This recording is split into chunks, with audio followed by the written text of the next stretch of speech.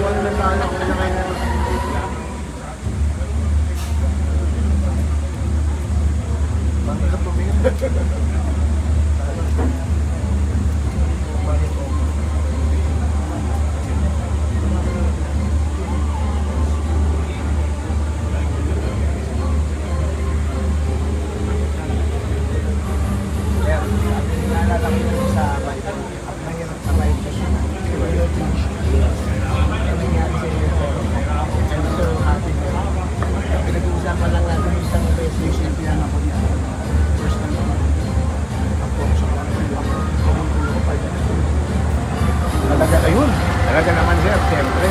Diba? Ako sir. As soon as the platoon leader receives instructions from PCP, the platoon designated to proceed to a vantage position to have a good observation and field of fire. The platoon assumes formation 360 degrees of 30 formation assured during short holds. Likewise, the platoon will request for fires to allow freedom of maneuver to assaulting elements. Airbase. Jesus Villamo, NTC.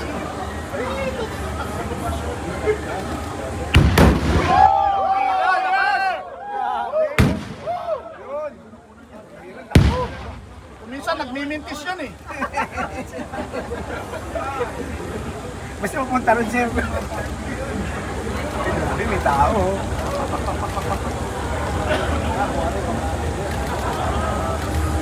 Tao pala yung putok, ano? Baka MLLF. Oo. May.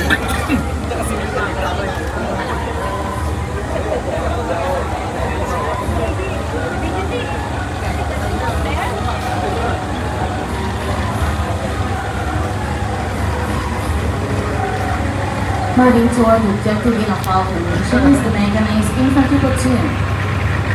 Nakakabahan na. Ano ka po?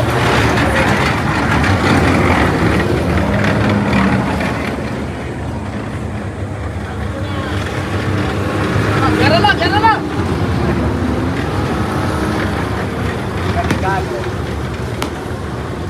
The platoon leader holds the platoon and all the squad leader to relay what they are seeing with the situation in front.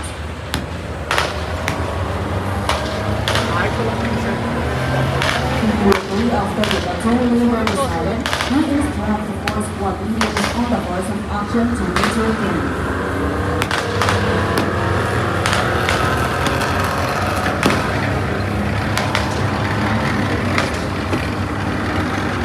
Platoon file formation, the three squads move tactically to the objective, while the first squad will act as security.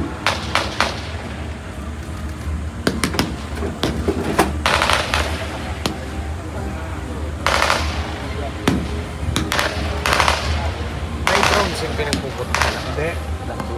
The three squads move separately, moving to respective assault positions. Tulog lang.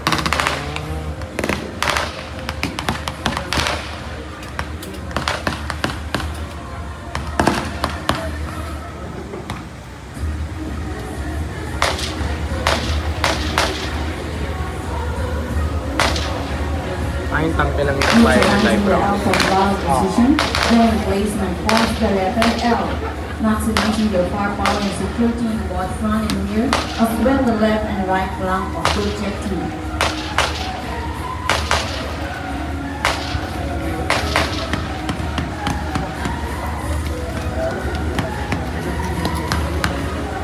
The two squads will have a pair of plastic far or ball will fire to the objective in order to weaken the enemy fire to their foot.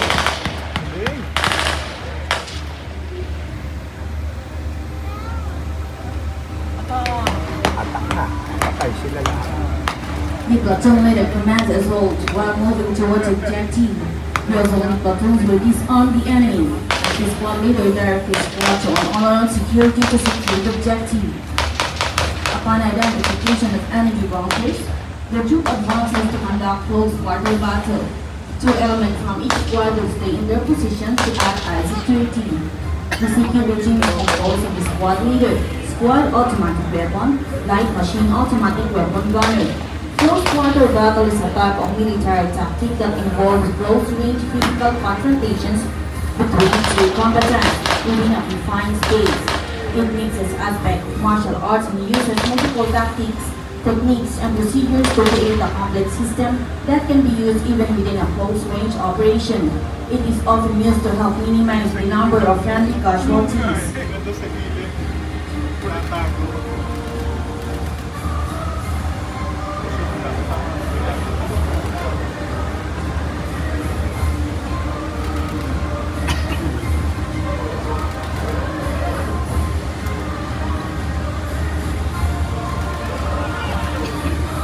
At this point, the troops will proceed until it reaches the limit of advance.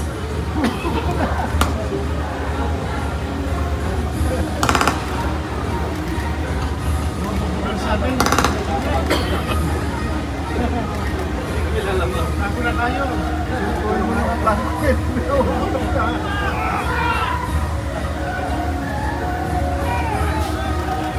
The platoon leader will then command for a search to ensure all areas within its objectives are cleared.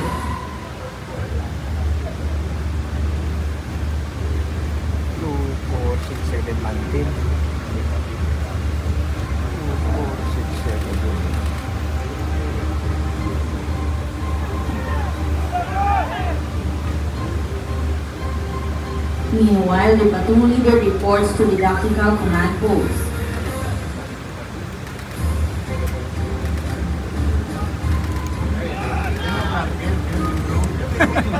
The last part is for the platoon to reorganize and go back to their unit. Oh, nabuhay! Buhay sila, buhay.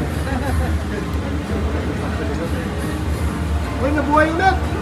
Balik, balik, balik! Nabuhay tayo. Uy pa! Pero M16 ba nitatagusin yung gano'ng? Hindi ka. Huwag lang RPG. Pero yung armor pierce. Saka rito kasi kaya gano'n. Hindi reflect na. Kaya may ano siya, angle.